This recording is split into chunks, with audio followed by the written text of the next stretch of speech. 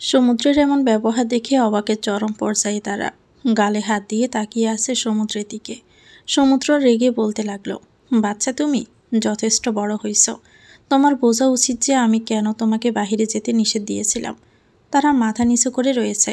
সমুদ্র জোরে একটা শ্বাস ফেলে বলতে লাগলো, কেন এমন বাচ্চা মুখ করো বলো তো, কথা তো শোনা যায় আমার নাকি। বলতে বলতে তারার পা ব্যান্ডেজ করে দিল সমুদ্র।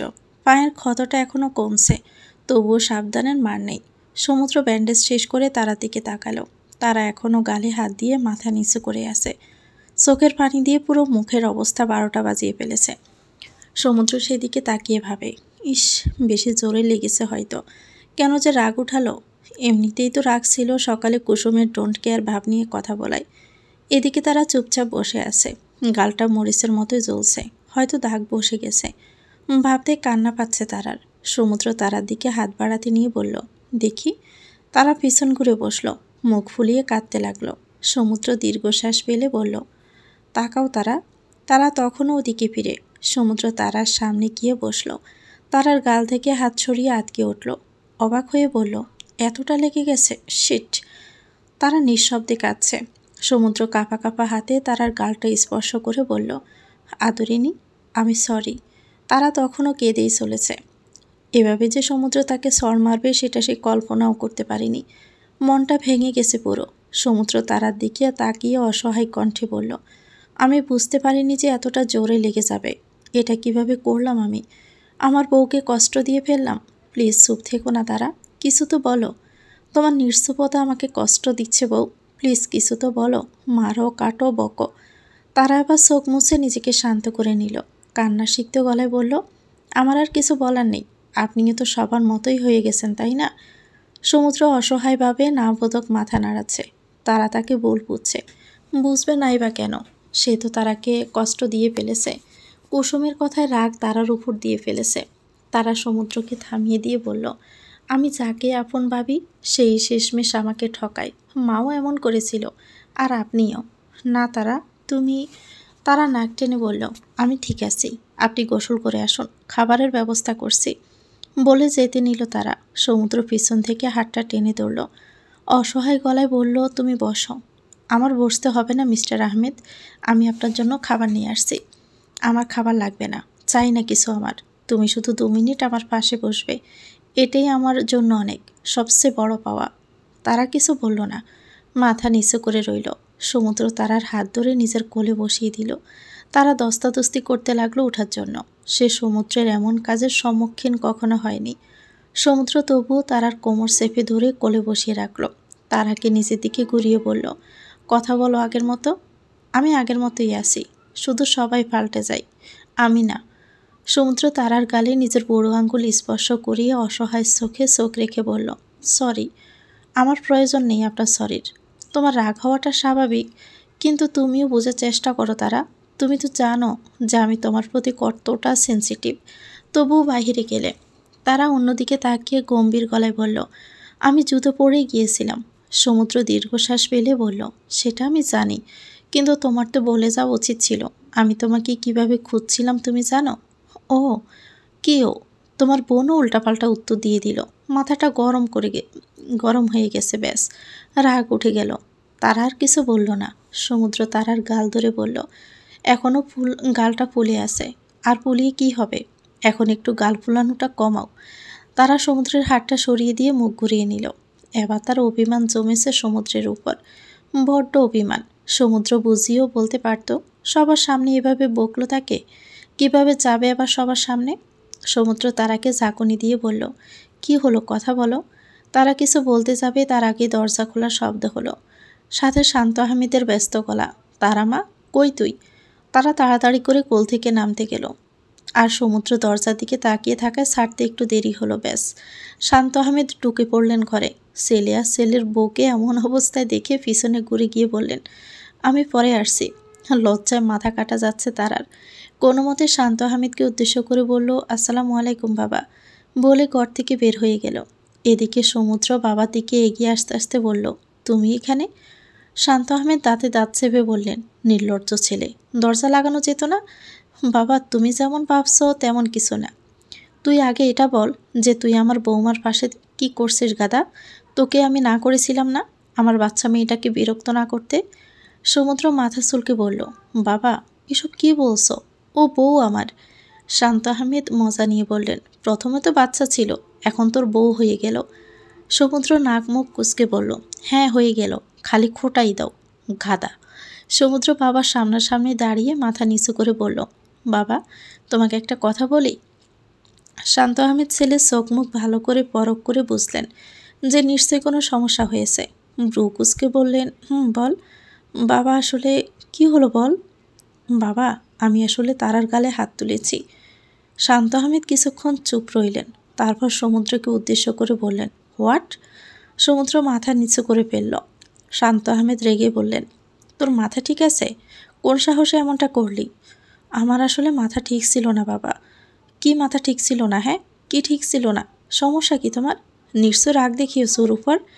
ওকে আমি আমার বাড়িতে নিয়ে গিয়েছিলাম যেন ও ভালো থাকে, অত্যাচার থেকে বাঁচাতে। আর তুমি কি করলে? সরি বাবা। কিসের সরি? এখনই বউকে মারছ? বাকি দিন তো পড়েই আছে। আমি তারাকে নিয়ে গ্রামে পর্যন্ত চলে এলাম। ওর কথা এত মনে পড়ছিল। মেয়ে মানে ওকে আমি। সমুদ্র কাঁদো কাঁদো গলায় বলল, আর হবে না বাবা। দেখো না তারা আমার সাথে কথা বলছে না। শান্ত আহমেদ মুখ ঘুরিয়ে বললেন, না বলাটাই স্বাভাবিক। প্লিজ বাবা। আচ্ছা ঠিক আছে আমি দেখছি, বলে শান্ত আহমেদ বের হয়ে গেলেন ঘর থেকে। সমুদ্র সেখানেই বসে পড়ল আর ভাবতে লাগলো তার বউয়ের রাগ কিভাবে ভাঙানো যায়। শান্ত আহমেদের আদেশে ঘুরতে বেরিয়েছে তারা আর সমুদ্র।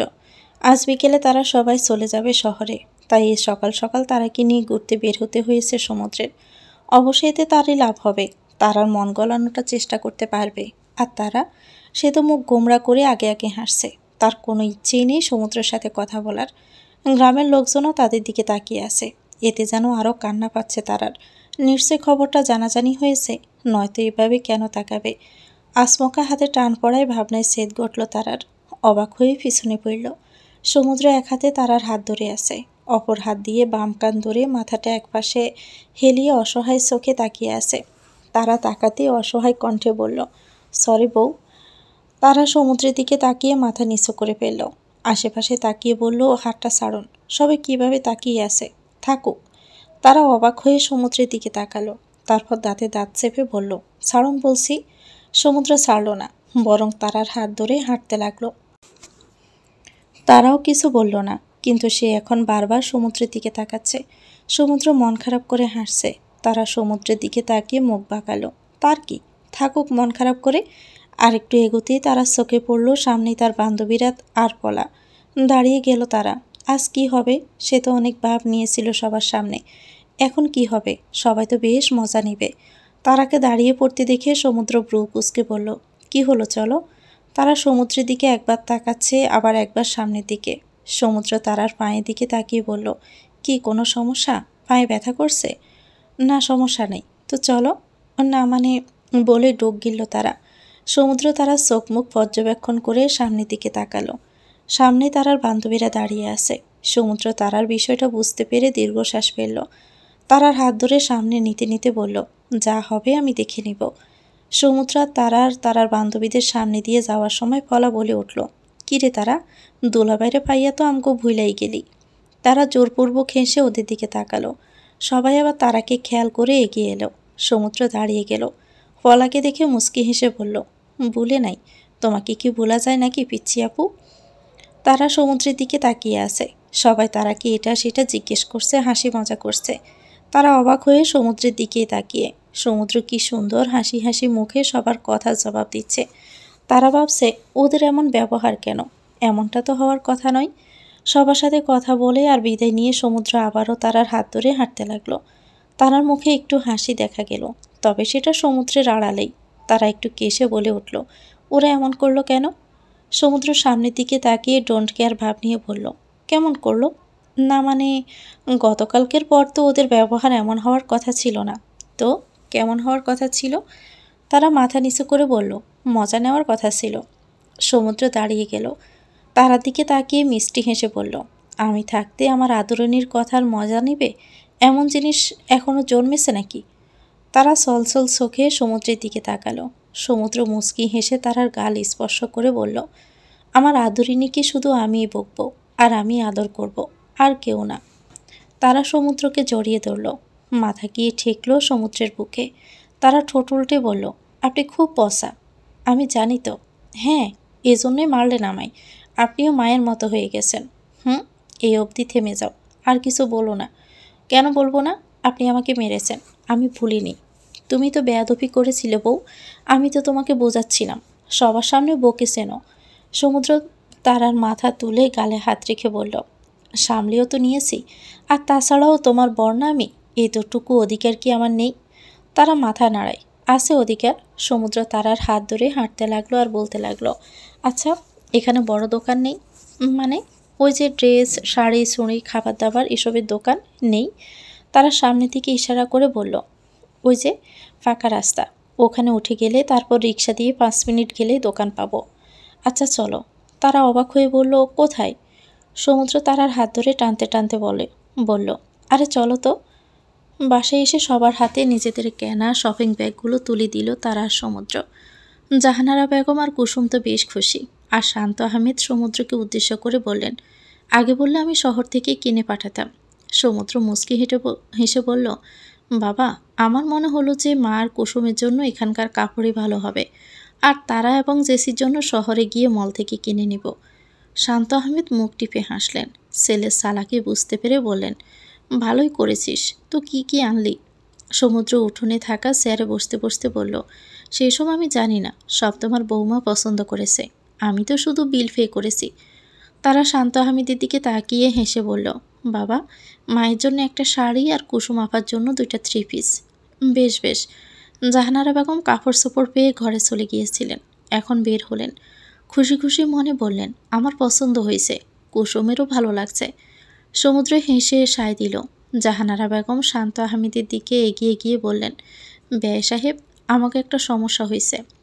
সমুদ্র মাথা কাত করে জাহানারা বেগমের দিকে তাকিয়ে বলল, কেমন সমস্যা? জাহানারা বেগম জোরপূর্বক হেসে বললেন, তোমারে পানি দিবার গিয়া আমাকে টিউবওয়েলটা নষ্ট হয়ে গেছে। শান্ত আহমেদ ব্রু কুঁচকে তাকিয়ে রইলেন। এই মহিলার কথা তার মোটেও বিশ্বাস হয় না। সমুদ্র হেসে বলল, কিন্তু আমরা তো 3 দিন ধরে পুকুরেই গোসল করলাম। জাহানারা বেগম আবারও জোরপূর্বক হেসে বললেন, ওই তো টিউবওয়েল নষ্ট, এজন্যই। তো এটা আমাদের বলতে আসছেন কেন শাশুড়ি আম্মা? আমরা কি করতে পারি? লজ্জা শরমের মাথা খেয়ে জাহানারা বেগম খুব সুন্দর করে নিম্ন শ্রেণীর ভাষায় বলে উঠলেন, যদি তোমরা কিছু টাকা। সাথে সাথে ধমকে উঠল তারা, রাগী গলায় বলল, মা থামো।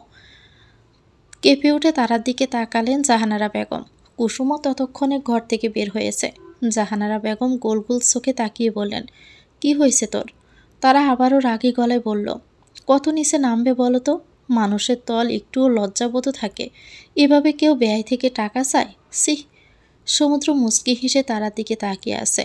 সে তো এটাই চেয়েছিল যেন তারা জবাব দিতে শিখে। শান্ত আহমেদও বেশ খুশি হলেন। মনে মনে বললেন, যাক, তারা তাহলে বড় হচ্ছে, আচার আচরণ পাল্টাচ্ছে, বুঝতে শিখছে। জাহানারা বেগম সবার দিকে একবার তাকিয়ে জোরপূর্বক হেসে তারাকে উদ্দেশ্য করে বললেন, তো কিভাবে সাইবার হয় কইয়া দে। তারা যেন অবাকে শীর্ষে। সমুদ্র তাচ্ছিল্য হাসল। শান্ত আহমেদও মুখ টিপে হাসলেন। তারা রেগে গেল। রেগে মেগে বলল, মা, নিজেদের তো সমান নাই, আমার বাবারটাও অন্তত বিসর্জন দিও না। কেমন মানুষ তুমি? টাকা ছাড়া কিছুই বোঝো না। তুমি কেন এভাবে বিখিরের মতো টাকা চাইছ? টাকা কি নাই তোমার? বাবা কি কিছু দেয়নি তোমায়? জাহানারা বেগম বিরক্তির সুরে বললেন, তোর বাবাই যা দিছিল সব তো কবেই শেষ। সাথে সাথে তারার জবাব, শেষ কেন হবে? আমার বাবা তো কম দেয়নি, ফেরত দাও সেসব। দাও আমার সব টাকা পয়সা সম্পত্তি, সব ফেরত চাই আমার। কুসুম চোখ মুখ কুচকে বলল, তারা, তুই আমার আম্মার সাথে এমন ব্যবহার করবার পারবি না। কেন পারবো না? অবশ্যই পারবো। তোরও মা লাগে আসছে। কি যে মা, আমাকে কোন অ্যাঙ্গেল দিয়ে মেয়ে মানে যে আমি মানব? কুসুম কিছু বলতে নিচ্ছিল, হাত দিয়ে থামিয়ে দিল তারা। দাঁতে দাঁত চেপে বলল, আমি কিচ্ছু জানি না। আমাকে আমার সম্পত্তি ফিরিয়ে দিবেন, তাও 15 দিনের মধ্যে, নয়তো আপনাদের কাউকে আমি ছাড়ব না। এও আমি বলে রাখলাম। আর হ্যাঁ, 3 দিন আমাদের যা খাইয়েছেন তার সব টাকা আমরা পরিশোধ করে দিব। সমুদ্র কিছু বলতে নিল, তার আগেই তারা সমুদ্রের দিকে তাকিয়ে বলল, এটা আহমেদ পরিবারের ছোট বউ, তারা আহমেদের আদেশ এবং সিদ্ধান্ত। সমুদ্র ডোক গিলল, সম্মতি দিয়ে বলল ওকে। তারা দুবদাব শব্দ করে ঘরে চলে গেল। সেদিকে তাকিয়ে কুসুম মাকে জড়িয়ে ধরে বলল, মা, তারা তো পাগল হয়ে গেছে, সব দিয়া দাও এরে। জাহানারা বেগম কাঁদো গলায় বললেন, এখন আমি সম্পত্তি কই পামো? কুসুম অবাক হয়ে বলল, কেন, কই সব? সব শেষ। কুসুম মাকে ছেড়ে দিল, চোখ মুখ কুচকে বলল, মা তুমি আসলেই একটা। জাহানারা বেগম সেখানেই মাথায় হাত দিয়ে বসে পড়লেন। কুসুম ঘরে যেতে যেতে বলল, মা, মাইয়া তোমারে পুলিশের ভাত খাওয়াইয়া ছাড়ব দেখো। ঘরে ঢুকতেই তারাকে বিছানায় বসে রাগে ফুঁসতে দেখল সমুদ্র। ডোক গিলে দরজা লাগিয়ে দিল। তার বউয়ের আর কত রূপ যে দেখতে হবে আল্লাহই জানে। রুমে ঢুকে কিছু না বলে আসমকা তারার কোলে মাথা রেখে শুয়ে পড়ল সে।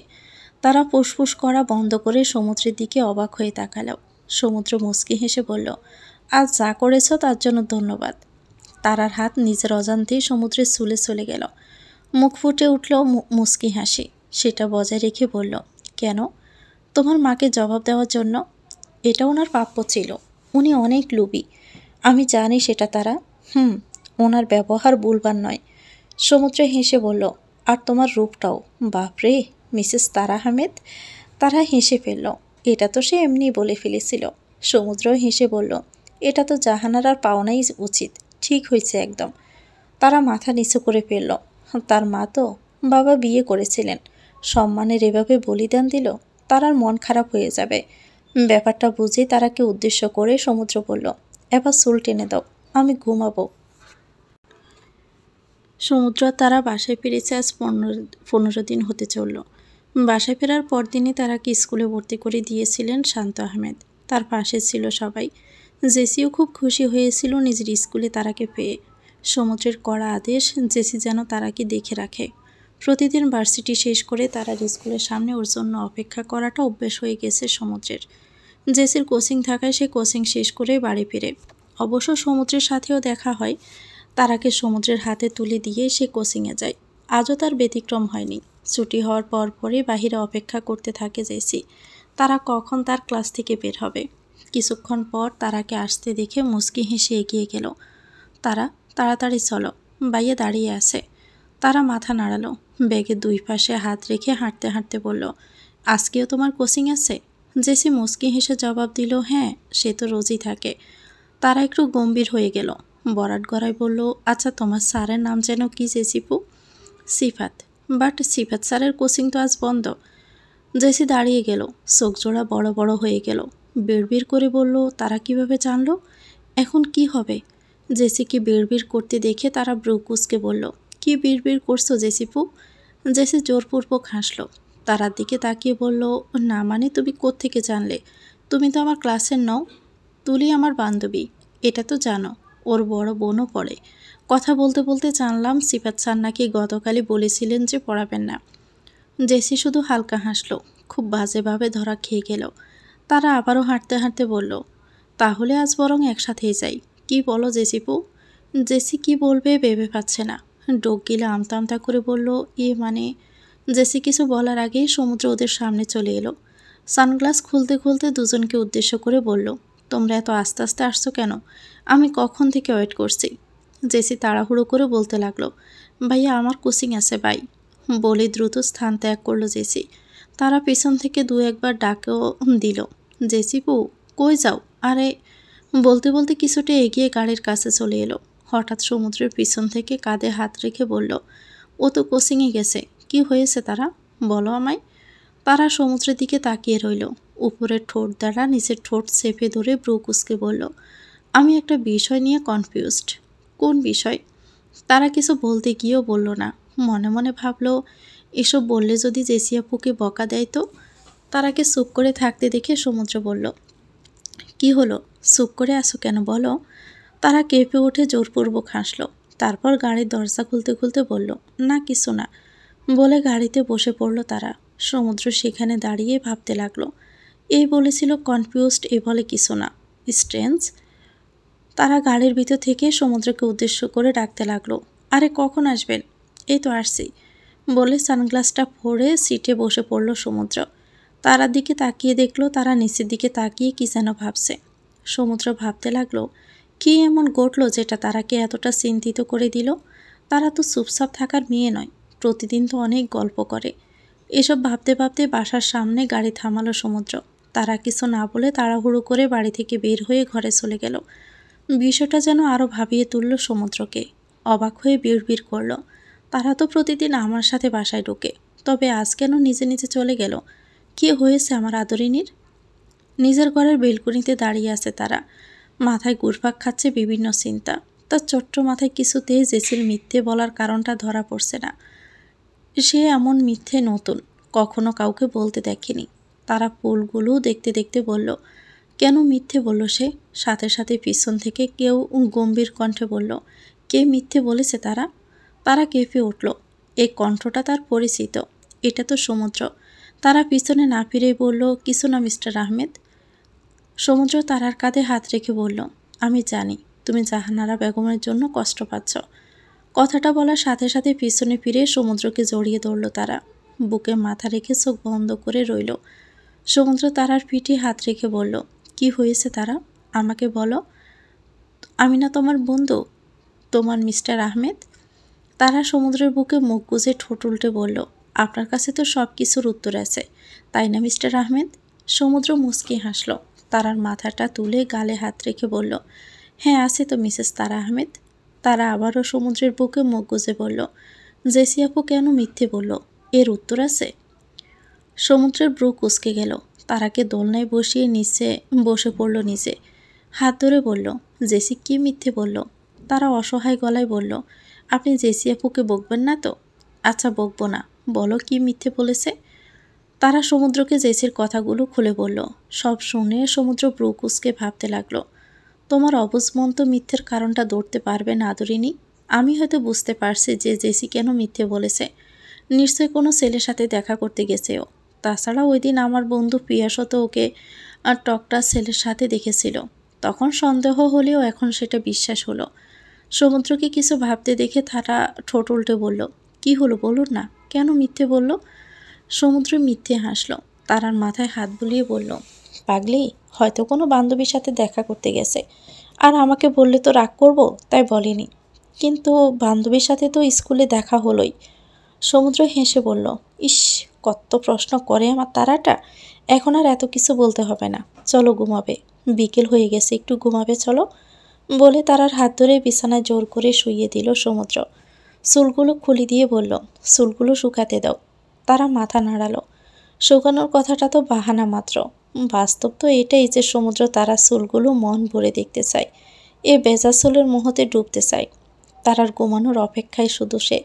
সমুদ্র তারার পাশে বসে তারার মাথাটা কোলে তুলে নিল, মাথায় হাত বুলিয়ে বলল, ঘুমাও তো। তারা হালকা হেসে চোখ বুঝল ঠিকই, কিন্তু মনের মধ্যে একটা অজানা প্রশ্ন থেকেই গেল। সমুদ্র নিজের মন মতো তারার মাথায় হাত বুলিয়ে চুলগুলো শুয়ে দেখছে। তারা এখনও ঘুমায়নি। বুঝতে পেরেই সমুদ্র বলল, ঘুমাওনি কেন বউ? তারা চোখ খুলে ফেলল, হালকা হেসে বলল, ঘুম আসছে না। সমুদ্র মুচকি হাসল। তারা চুলগুলো শুয়ে বলল, আচ্ছা তারা, তোমার চুলগুলো এত নরম কেন? মা যত্ন নিত, মাঝপথে তো এত যত্ন নেওয়া হয়নি, এখানে আসার পর আপনি যত্ন নিতে শিখালেন, তাই আরও সুন্দর হয়ে গেল। সমুদ্র ব্লাশিং হয়ে মাথা চুলকালো, নিচু হয়ে তারার কপালে চুম্বন এঁকে বলল, ঘুমাও তো পাগলি। মাগরিবের নামাজ পড়ে বাসায় ঢুকতে জেসিকে ড্রয়িং রুমে বসে টিভির সামনে বসে থাকতে দেখল সমুদ্র। পাশে তারা বসে আছে। সমুদ্র এগিয়ে গিয়ে বসে পড়ল জেসির পাশে। মুচকি হেসে বলল, কিরে, দিন কেমন গেল? ভালোই তো ভাইয়া, ক্লাস কেমন করলি? সমুদ্রের এমন কথা শুনে তারা সমুদ্রের মুখপানে তাকালো। সমুদ্র জানার পরও এই প্রশ্ন কেন করল, কিন্তু জেসির উত্তরের জন্য কেউ প্রস্তুত ছিল না। জেসি ভাবলেশীনভাবে জবাব দিল, ক্লাস তো হয়নি ভাইয়া। সমুদ্র তারার দিকে তাকালো, আর তারাও। একে অপরের মুখ সাওয়াসাই করে সমুদ্র বলল, তাহলে তুই কইছিলি? জেসি টিভি অফ করে বলল, একটা বান্ধবীর বাসায় অ্যাসাইনমেন্ট নিয়ে কথা বলতে। সমুদ্র ব্রু কুঁচকে বলল, কেমন অ্যাসাইনমেন্ট? বিস্তারিত জানতে হলো, চলো স্টাডি রুমে। সমুদ্র আবারও তারার দিকে তাকালো। তারা তখন কৌতূহলী হয়ে জেসির দিকে তাকিয়ে আছে। সমুদ্র জেসিকে একটু ভয় পাওয়াতে বলল, তোর ওই বান্ধবীর নাম্বার দিত, নাও, নোট করো। সমুদ্র যেন আবার চরম অবাক হয়ে গেল। জেসির উপর থেকে সন্দেহটা সরে গেল। তবে কি জেসির কোনো দোষ নেই? শুধু শুধু সন্দেহ করল? তারাও দীর্ঘশ্বাস ফেলে ভাবল, ও, তার মানে এজন্যই মিথ্যে বলেছিল। জেসি উঠে দাঁড়ালো, পা বাড়ালো নিজের রুমের দিকে। সমুদ্র তারাকে উদ্দেশ্য করে বলে উঠল, রুমে আসো। রাত 10টার বেশি বাজতে চলল, এখনও আসার নাম নেই সমুদ্রের। বিষয়টা যেন ভাবিয়ে তুলেছে তারাকে। সমুদ্র মূলত তাকে স্কুল থেকে বাসায় দিয়েই আবার বের হয়ে গেছে অফিসের উদ্দেশ্যে, আর এখনও তার আসার নাম নেই। তারা সারা রুমময় পায়চারি করছে আর ভাবছে, কই গেলেন উনি? অফিসে তো শেষ হয়ে যাওয়ার কথা, এখনও তো এলেন না। ভাবতে ভাবতে তারা কিছুক্ষণ বিছানায় থম মেরে বসে রইল। তারপর রুম থেকে বের হয়ে জেসির রুমের দরজায় করাঘাত করল। জেসি জেগেই ছিল। তারার আওয়াজ শুনে দরজা খুলে বলল, কি হয়েছে তারা? তারা বিচলিত কণ্ঠে বলে উঠল, জেসি আপু, মিস্টার আহমেদ এখনও আসছেন না। তোমায় কিছু বলে গেছেন? জেসির জন্য একটু চিন্তায় পড়ে গেল। পরক্ষণেই নিজেকে সামলে বলল, কিছু হবে না, আমি কল করে দেখছি। বলতে বলতে জেসি কল লাগালো। তারাও আনমনে বলতে লাগলো, দূর, কোথায় উনি? আমার টেনশন হচ্ছে। জেসির প্রথম কলের মাঝে কেউ একজন কল করলো। নাম্বারটা দেখে জেসি তাড়াতাড়ি করে কলটা কেটে দিয়ে মেসেজ করে দিল, কাজ করছি, একটু পরে কল দাও, 5 মিনিট। চোখ এড়ালো না তারার, তবুও কিছু বলল না, কারণ তার চিন্তা এখন সমুদ্রকে নিয়ে। মেসেজটা লিখে আবারও সমুদ্রকে কল লাগালো জেসি, আর তারার দিকে তাকিয়ে জোরপূর্বক হাসলো। তারা কিছু বলল না। জেসি বলতে লাগলো, আমার মনে হয় বাবা তো কাজের উদ্দেশ্যে দেশের বাইরে গেছে, সেই জন্যই ভাইয়ার উপর চাপটা বেশি পড়েছে।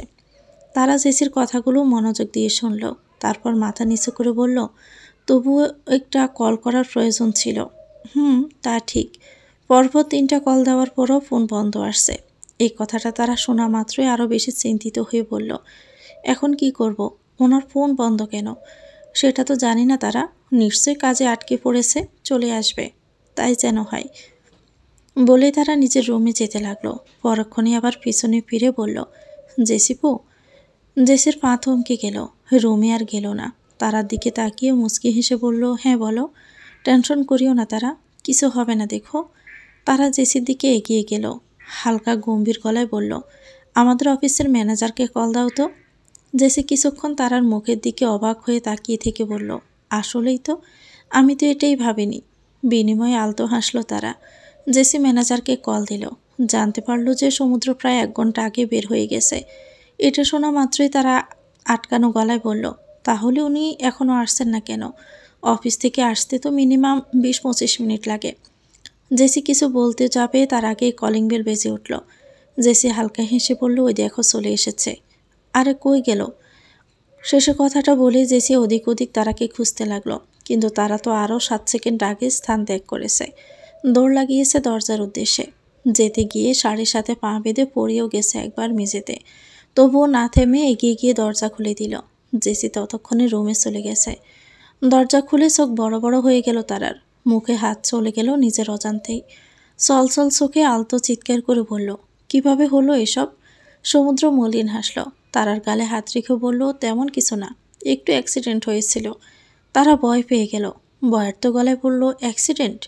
সমুদ্র ঘরে ঢুকে তারাকে বুকে জড়াতে জড়াতে বলল, হে রিল্যাক্স তারা, ছোট্ট অ্যাক্সিডেন্ট, ডক্টরের কাছে গিয়েছিলাম, এই দেখো ব্যান্ডেজও করেছি।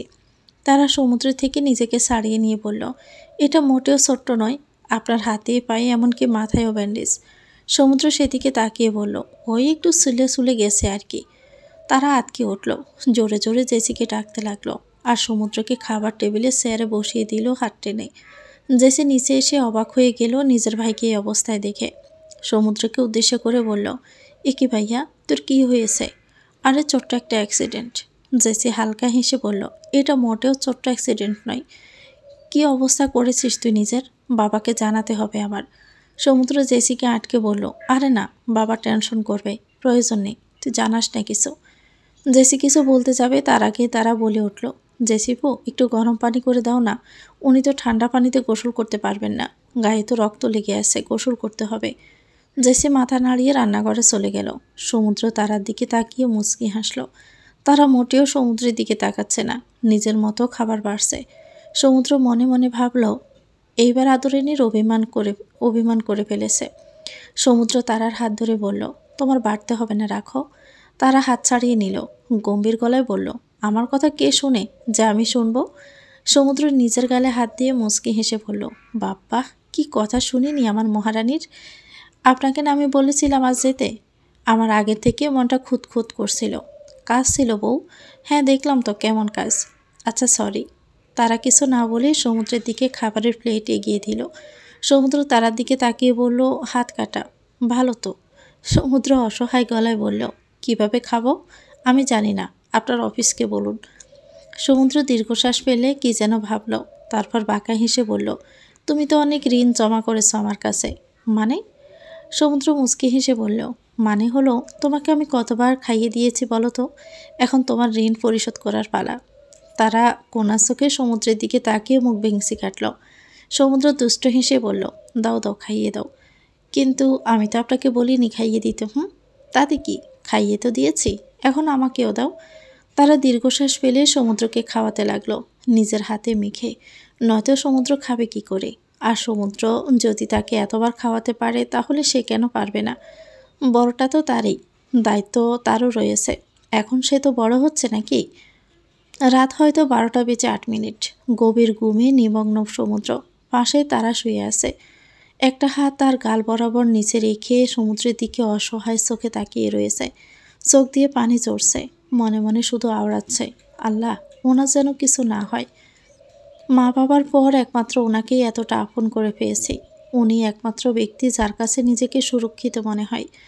আজ কতগুলো দিন হয়ে গেল বিয়ের। এতদিনে আমি অনেক বেশি মায়ায় জড়িয়ে গিয়েছি ওনার সাথে। এখানে এসে একটা বাবাও পেয়েছি, কিন্তু বন্ধু হিসাবে তো ওনাকেই পেয়েছি। কথাগুলো ভাবতে ভাবতে আবারও চোখ দিয়ে পানি পড়ল তারার। পিছন ফিরে শুয়ে পড়ল সে। আবারও সেসব ভাবতে ভাবতে আচমকা পেটে কারো হাতের স্পর্শ অনুভব করল। সাথে গাড়ে কারো গরম নিঃশ্বাস। শরীর ঝাঁকুনি দিয়ে উঠল। নতুন এক অনুভূতি হচ্ছে মনের মধ্যে। দুঃখ ফুকুনিটি বেড়ে যাচ্ছে। স্পর্শটা যে সমুদ্রের, এটা সে বুঝতে পেরেছে অনেক আগেই। সমুদ্র কানের কাছে মুখ নিয়ে ফিসফিস করে বলল, বউ। তারা কেঁপে উঠল। এই শব্দটা আগে শুনলো, আজ কেন যেন নতুন লাগছে। বারবার শুনতে ইচ্ছে করছে। মুহূর্তে পেটে থাকা হাতটাকে গরম মনে হলো, সাথে পিঠে লেগে থাকা মুখটাকেও। চোখ বড় বড় হয়ে গেল তারার। পিছন ফিরে সমুদ্রের গালে কপালে হাত দিয়ে বলল, এ কি, আপনার তো শরীর গা পুড়ে যাচ্ছে জ্বরে। বাহিরে মুষলধারে বৃষ্টি হচ্ছে, একটু পরপর জোরে জোরে হাওয়া দিচ্ছে। এদিকে তারার অস্থির মন সমুদ্রের সুস্থতা কামনায় ব্যস্ত। আর সমুদ্র, সে তো মুচকি হেসে তারার দিকে তাকিয়ে। তারা সমুদ্রের জবাব না পেয়ে আবারও গালে কপালে হাত রাখল। তারপর বলল, এত রাতে কি করব আমি এখন? সমুদ্র যেন বেশ মজা পেল। মুখ ভরে হেসে বলল, কি করবা আদরিনী? তারা চিন্তিত হয়ে উঠল যেন। দিল না সমুদ্র। তারাকে টেনে জড়িয়ে ধরে বলল, কোথায় যাচ্ছ তারা? তারা নিম্নস্বরে বলল, আমার কাজ আছে, তাই কাজে যাচ্ছে, ছাড়ুন। একে তো জ্বর বাঁধিয়েছেন, আবার কথা বলছেন। সমুদ্র হেসে ফেলল। তারার দিকে তাকিয়ে হালকা হেসে বলল, তারা, তুমি তো বড় হয়ে যাচ্ছ। তারা পা বাস করে সমুদ্রের সামনে বসে পড়ল। সমুদ্রের মাথায় হাত বুলিয়ে বলল, তো কি, বড় হব না আমি? আর আমি বড়ই আছি, বুঝেছেন? সমুদ্র হাসল, দুর্বল গলায় বলল, ওরে আমার অবুঝ পাগলিটা। তারা মুখ ফুলিয়ে বলল, আমি অবুঝ না, আপনি অবুঝ। কিভাবে? এই যে এত বড় মানুষ হয়ে ব্যথা পেয়ে জ্বর বাঁধিয়ে রেখেছেন। আমি যদি অবুঝ হতাম তাহলে আমি জ্বর বাঁধাতাম। সমুদ্র আটকে উঠল। তারার ঠোঁটে হাত চেপে ধরে বলল, না বউ, তুমি অসুস্থ হলে যে আমি দেখতে পারবো না, আমার সহ্য হবে না তো। তারার কেমন যেন একটা অনুভব হলো। এই প্রথম সমুদ্র তার ঠোঁট স্পর্শ করেছে। কেমন এক অনুভূতি। তারা সমুদ্রের চোখের দিকে তাকিয়ে হাতটা সরালো। তারপর আস্তে করে বলল, তাহলে আপনি অসুস্থ হলেও আমার সহ্য হয় না। বলেই তারা বিছানা থেকে নামতে নিল। সমুদ্র টেনে তারাকে শুইয়ে দেয়। তারা চোখ মুখ কুঁচকে বলল, উফ, কি হলো, উঠতে দিন না মিস্টার আহমেদ। সমুদ্র কিছু না বলেই তারা এলোমেলো চুলগুলো কানের পিছনে গুজে দিতে দিতে বলল, তারা, একটা কথা জিজ্ঞেস করি। তারা কেমন যেন শান্ত হয়ে গেল। আস্তে আস্তে সমুদ্রের পাশেই শুয়ে পড়ল। সমুদ্রের দিকে ঘুরেছিল, চোখে চোখ রেখে বলল, কি? সমুদ্র ঘোর লাগায় গলায় বলল, তুমি এত বাচ্চা কেন? এত বাচ্চা বাচ্চা কথা কেন তোমার? তারা আবারও মুখ ফুলিয়ে ফেলল। বেংসি কেটে বলল, মোটেও না, আমি বাচ্চা ন। সমুদ্র যেন আরও ঘোর লেগে গেল। তারার গাল টেনে বলল, এত মুগ্ধতা কেন তোমার মাঝে? মাঝে মাঝে এতটা বাচ্চা হয়ে যাও, আবার মাঝে মাঝে এমন বিহেভিয়ার করো যেন তুমি আমার চেয়ে কত বড়। এরকম প্রাপ্তবয়স্কদের মতো হয়ে যাও। তারা অবুঝ মনেই তাকিয়ে রইল। সমুদ্রের কথাগুলো খুব মনোযোগ দিয়ে শুনে বোঝার চেষ্টা করছে। সমুদ্র আবারও হালকা হেসে বলতে লাগলো, সত্যি বলতে তোমার সব রূপেই তোমাকে নতুন করে আমি আবিষ্কার করি। আমার অদ্ভুত লাগে, জানো তুমি এটা? তারা কিছু বুঝলো না, তবুও না বোধক মাথা নাড়ালো। হেসে ফেলল সমুদ্র। আবারও বলতে শুরু করলো, তোমার বাচ্চা বাচ্চা রূপে তোমাকে মাত্রা অতিরিক্ত কিউট লাগে। নরম নরম গালগুলো ফুলে যায়, এই হালকা গোলাপি রঙের ঠোঁটটা উল্টে যায়। ইস, আমার বুকে এসে লাগে গো। আস্তে আস্তে গাল গরম হতে শুরু করলো তারার, লাল টুকটুক হয়ে গেছে গালগুলো। সমুদ্রের মুখে প্রশংসা শুনে তার ভালো লাগার পাশাপাশি এক অন্যরকম লজ্জারও সৃষ্টি হয়। কেমন যেন অজানা এক অনুভূতি বুঝতে পারল সমুদ্র। লজ্জাটা আরেকটু বাড়িয়ে দিতেই বলল, আর তোমার মাঝে যখন বড়দের ভাবটা আসে, তখন তোমার শাসন করা ধরনটার উপর প্রেমে পড়ে যাই। তুমি যখন তোমার লম্বা চুলগুলো ঝাড়তে থাকো, তখন আমি দূর থেকে দাঁড়িয়ে দেখি, কাছে যেতে পারি না। এগুলো ছোঁয়ার এক তীব্র বাসনা জেগে ওঠে নাক ডুবিয়ে গন্ধ নেওয়ার তাড়না। কি অদ্ভুত মায়া তোমার মাঝে। তারা অত্যন্ত গুরুত্বের সঙ্গে সমুদ্রের বাক্যগুলো কর্ণপাত করছে। সমুদ্রের কথাগুলোর মধ্যেও যে মায়া আছে, সেটার কি হবে? যার দ্বারা তারার এক নতুন অনুভূতি হচ্ছে মনের অজান্তেই। সেটা তারাকে কিছু বলতে না দেখে সমুদ্র ব্রু কুঁচকে তাকিয়ে রইল। কারণ ওর মনে হচ্ছে তারার হয়তো খারাপ লাগছে। তারাই ভুল, তারাকে এসব বলা উচিত হয়নি। তারার বয়সটাই বা কত?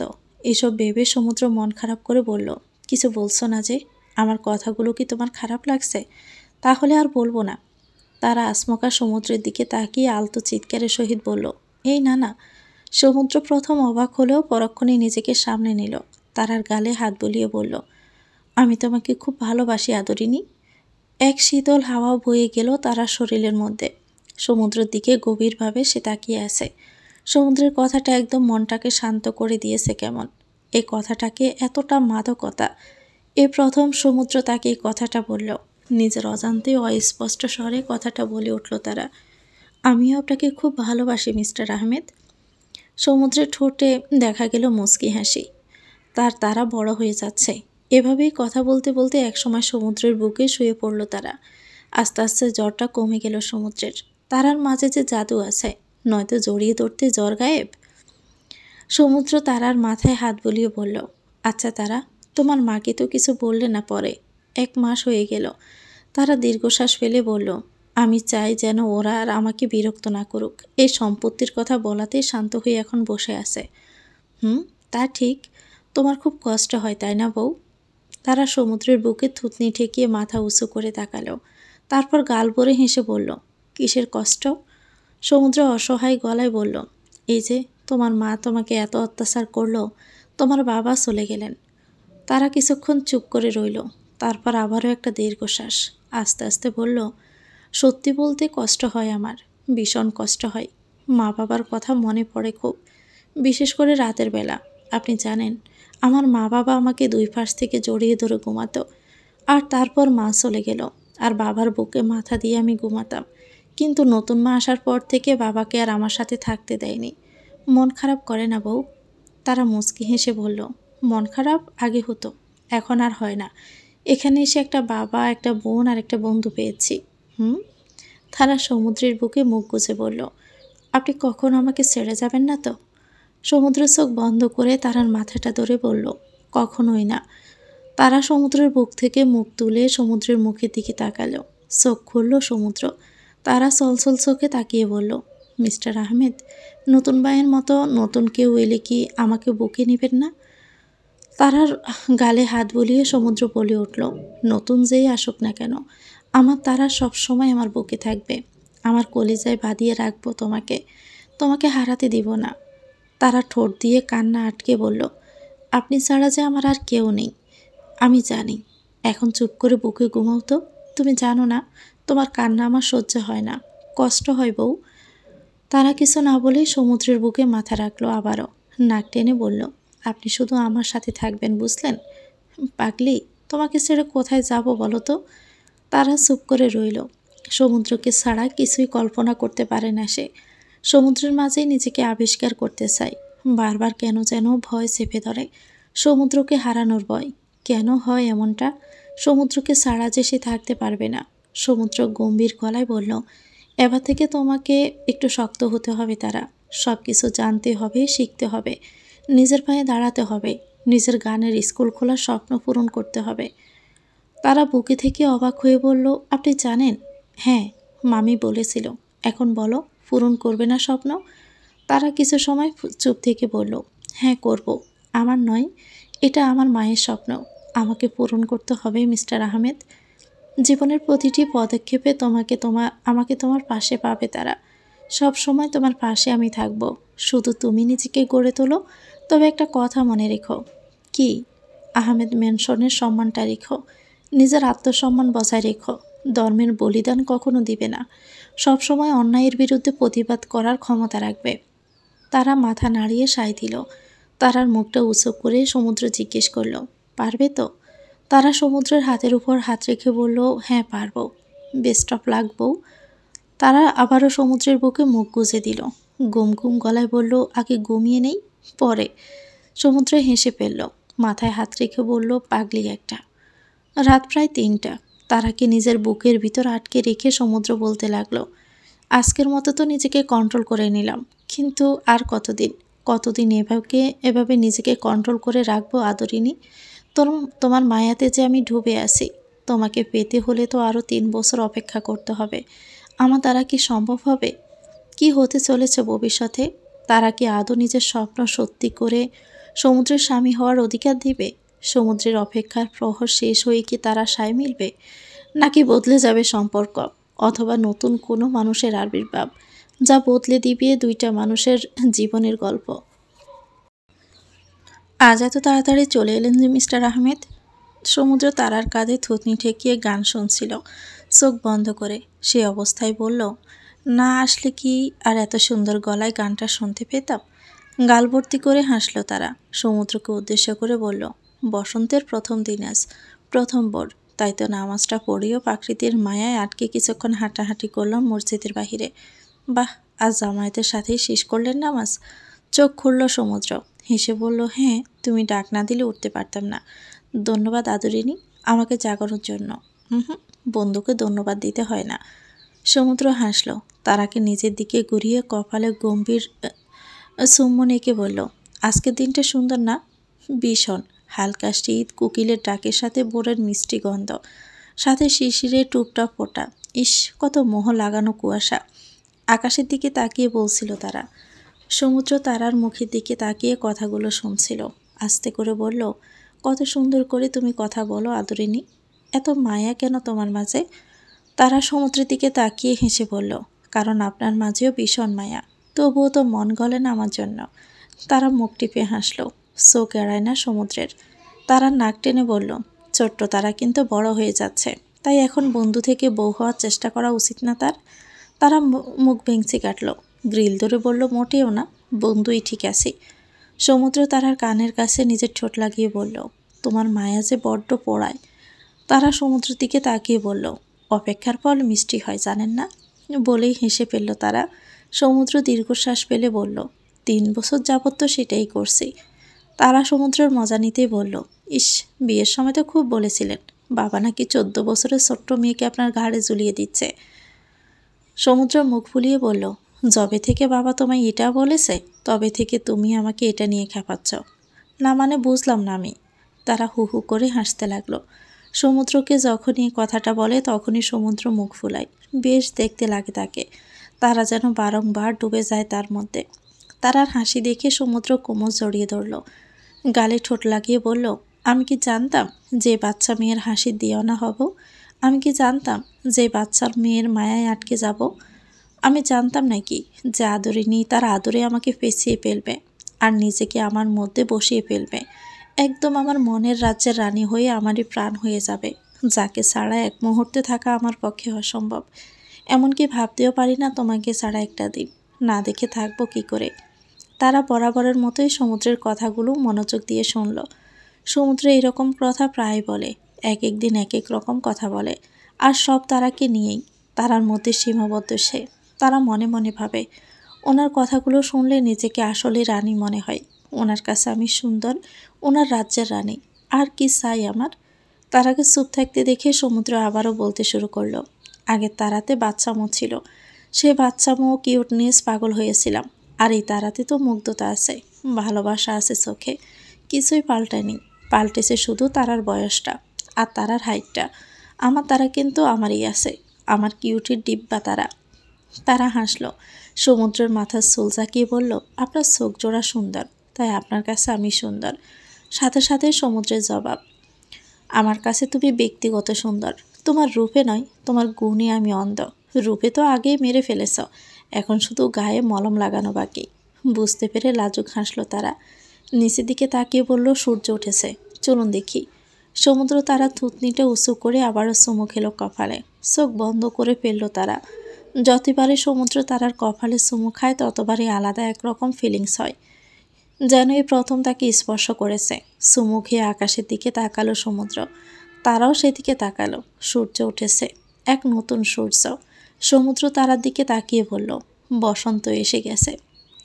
বাগানে হাঁটাহাঁটি পাশাপাশি গাছগুলোতে পানি দিচ্ছিল তারা, সাথে গুনগুন করছিল। মাথায় গোমটাটা ভালো করে টেনে গোলাপ ফুলগুলো ছুঁয়ে বলতে লাগলো, কেমন আছো তোমরা? এভাবে আরও অনেক কিছুই বলতে লাগলো, সাথে গাছগুলোকে ছুঁয়ে দিচ্ছে।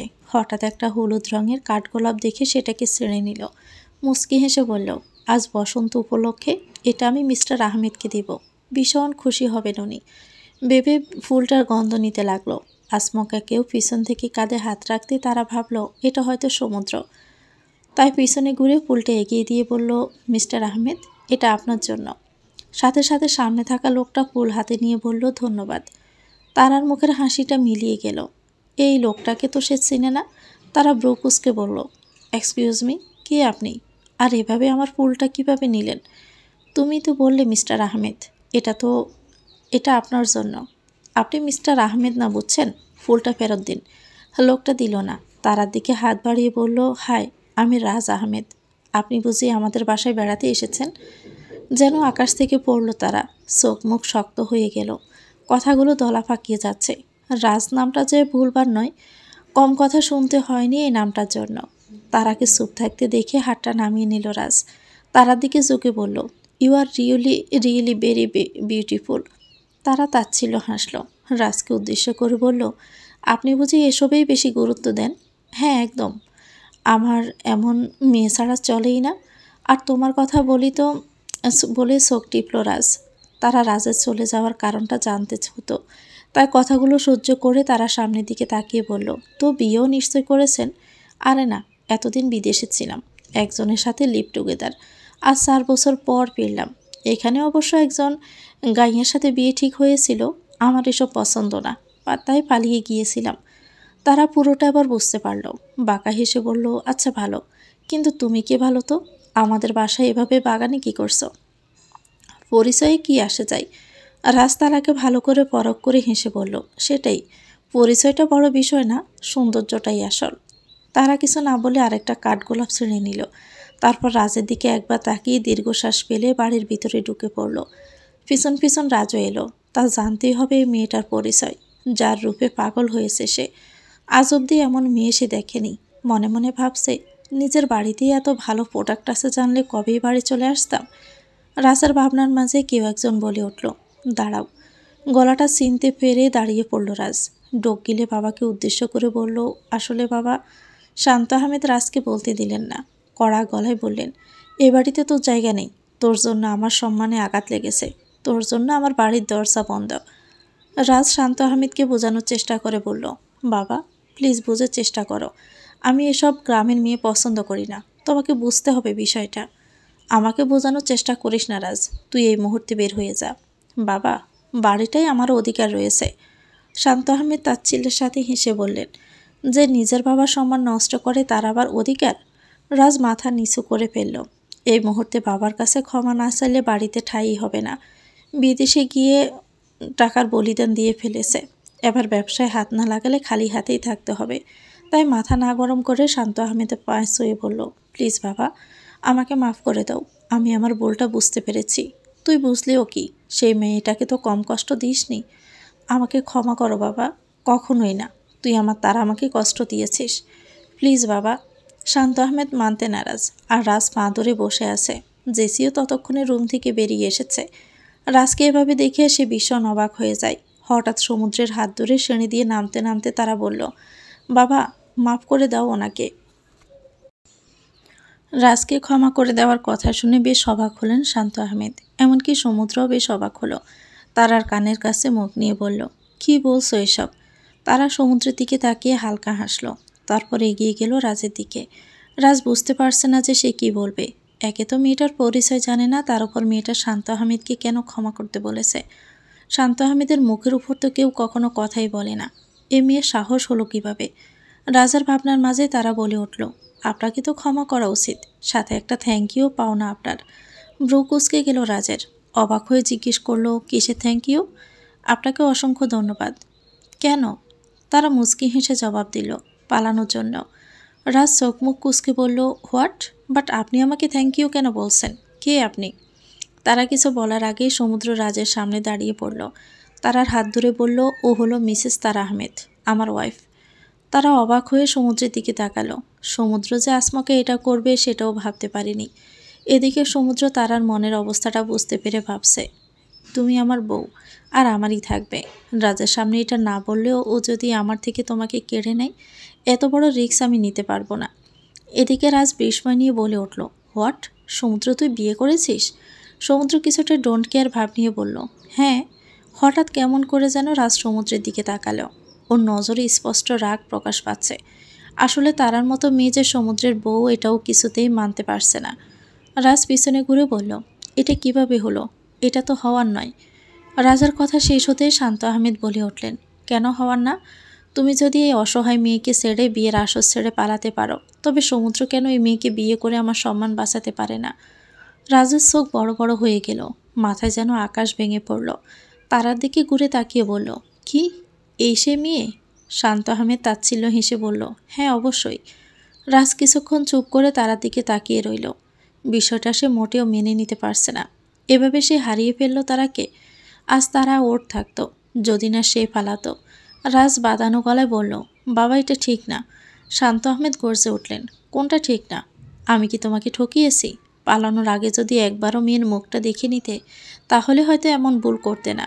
আবার করতেও পারো, তোমার যা রুচি। রাজ মাথা দিয়ে চুল টেনে বলল, আমি আসলে ভুল করেছি বাবা, এর কি কোনো সমাধান নেই? কথাটা শেষ হতে তারার কোমর জড়িয়ে নিজের সাথে মিশিয়ে ফেলল সমুদ্র। তার ভীষণ ভয় হচ্ছে। তারা অবাক হয়ে ফিসফিস করে জানতে চাইল, কি হলো? সমুদ্র অসহায় গলায় বলল, রাজ আমাকে মেরে ফেললেও আমি তোমাকে দিব না। তারা মুচকি হাসল। সমুদ্রের বয়ার্ত মুখের দিকে তাকিয়ে বলল, আমি যাবও না, আপনার আমি।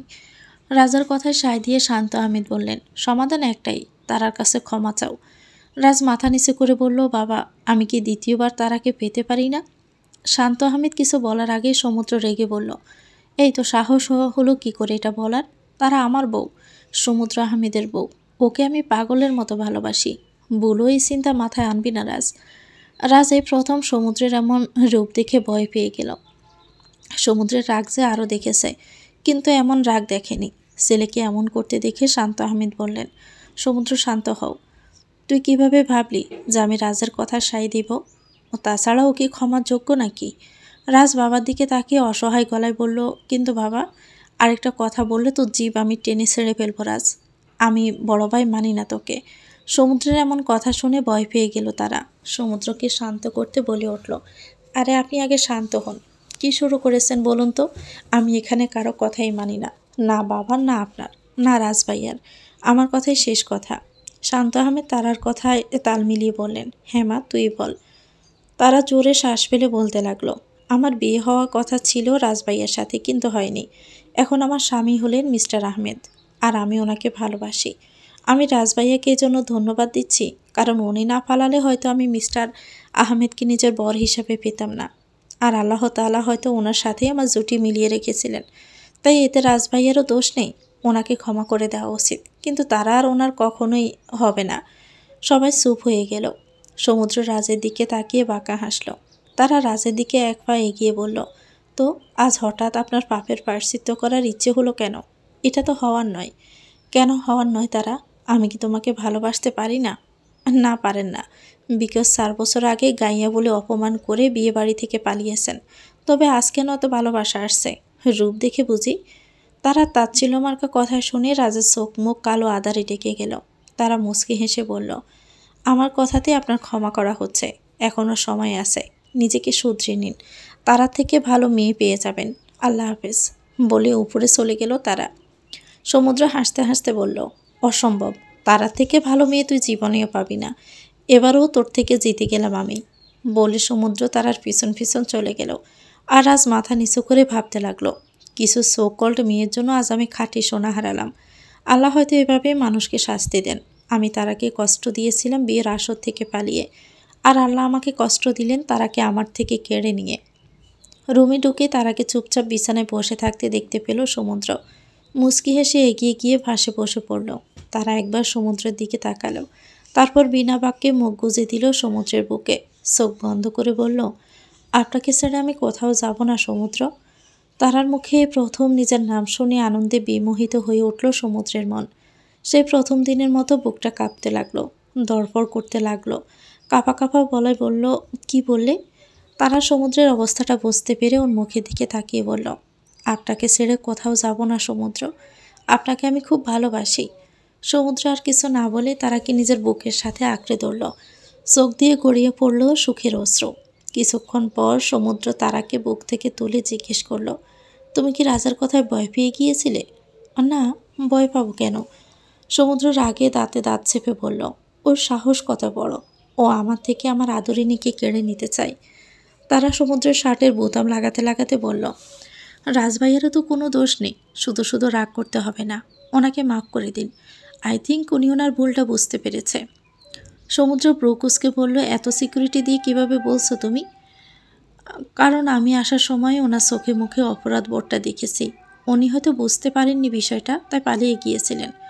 কিন্তু তারা, শুনুন সমুদ্র, কেউই একজন অশিক্ষিত গ্রামীণ মেয়েকে বিয়ে করতে চাইবে না।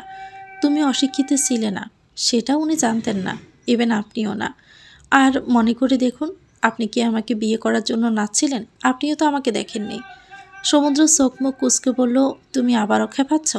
দোষ করলে তো বলতেই হবে। সমুদ্র মুখ গোমরা করে বলল, আচ্ছা যাও, কিছু বললাম না রাজকে। আমরা আবার আগে আমাদের মতো থাকবো, আর উনি ওনার মতো। টপিক চেঞ্জ করতে সমুদ্র বলল, আচ্ছা তুমি কি এখন সঙ্গীত সংস্থাতে যাবে? হ্যাঁ যাবো তো, স্টুডেন্ট আসবে। আচ্ছা আমি ড্রপ করে দিব, চলো। তারা মাথা নাড়ালো, রেডি হতে চলে গেল। তারার গানের স্কুলটা এখনও খোলা হয়নি, তবে ছোট একটা সংস্থাতে সে কাজ করে, মূলত স্টুডেন্টদের গান শেখায়। এভাবেও চর্চাও হচ্ছে। কলেজ শেষ হলে সমুদ্র নিজের কেনা নতুন জায়গায় ওকে স্কুল খুলে দিবে। তারাও বেশ এক্সাইটমেন্ট নিয়ে বিষয়টা নিয়ে। প্রতিদিন এটাকে ঘিরেই তার নানান স্বপ্ন। গাড়ি চলতে চলতে হঠাৎ থেমে গেল। তারা অবাক হয়ে সমুদ্রের দিকে তাকিয়ে জিজ্ঞেস করলো, কি হলো, থামালেন যে? সমুদ্র রাগী গলায় তারাকে বাহিরে তাকাতে ইশারা করলো। তারা জানালা দিয়ে বাহিরে তাকিয়ে দেখল, তাদের থেকে বেশ কিছুটা দূরে দাঁড়িয়ে আছে জেসি, আর তার পাশে একটা ছেলে। দুজনে এখনও গাড়িটাকে দেখেনি।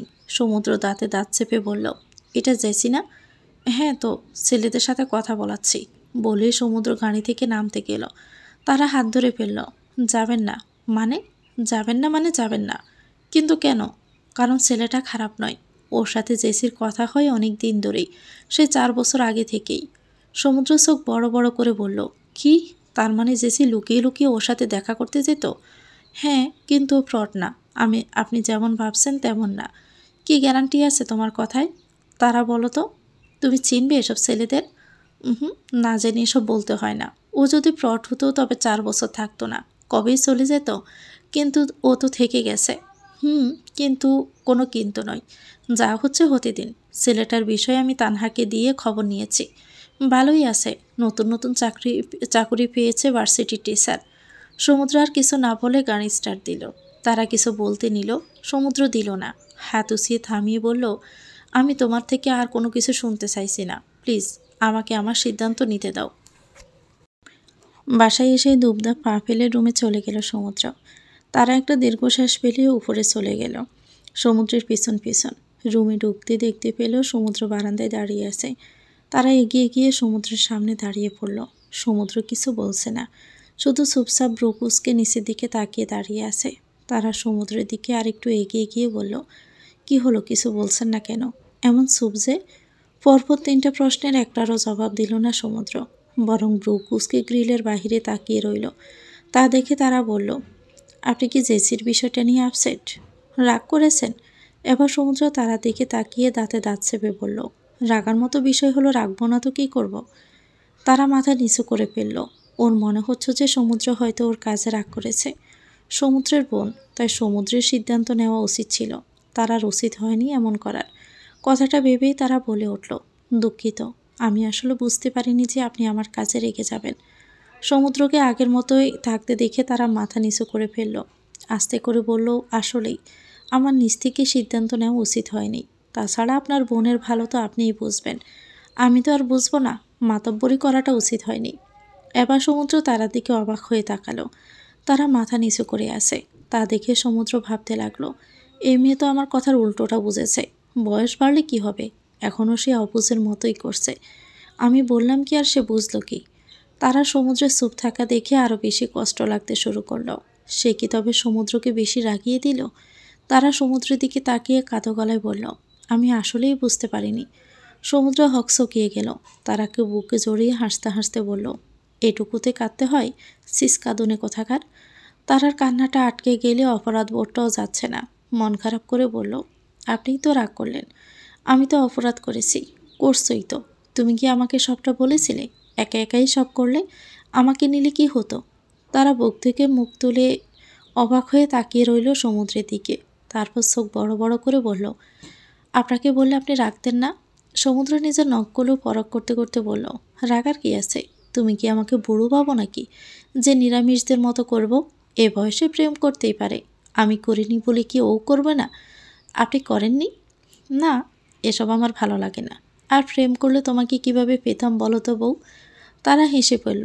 সমুদ্র তারার দিকে ঝুঁকে পড়ল, আমি কিন্তু বুড়ো নই, ছোট্ট তারা আনার জন্য প্রস্তুত। তারা বিস্মিত হয়ে বলল, ছোট্ট তারা?